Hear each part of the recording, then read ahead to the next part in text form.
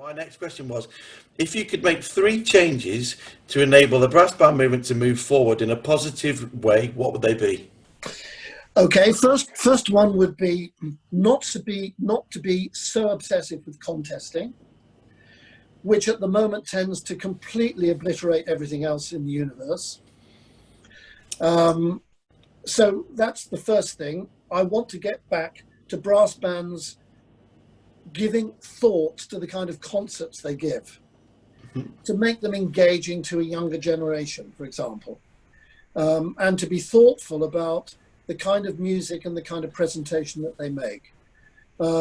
So I'd like to see that number one. Number two really is what I've hinted at, and that is for a new infrastructure for brass banding in this country. I did give a keynote speech to Brass Bands England conference in January. You did, it was brilliant. Oh, yeah, you were there, of course, and we talked about it, but I really want to see some really creative thinking going on. And the third thing is, I want us to return to the way that, and this depends on the people who run the competitions and run festivals. Paul Hindmarsh, by the way, is a great example here of someone in the Brass Band Festival at the Royal Northern, has always commissioned new works from young composers, established composers.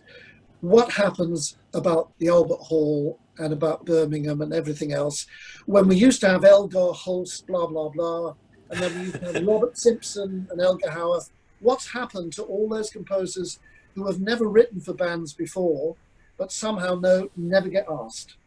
And whilst I'm not knocking in any way those composers who write only for brass bands, because there's a number of them that are really fine composers, so I'm not knocking them at all, but what we need in the brass band repertoire is new blood. We need new ways of thinking about what can be written for brass bands. And I want to see particularly young generation composers being given the chance to write for major competitions.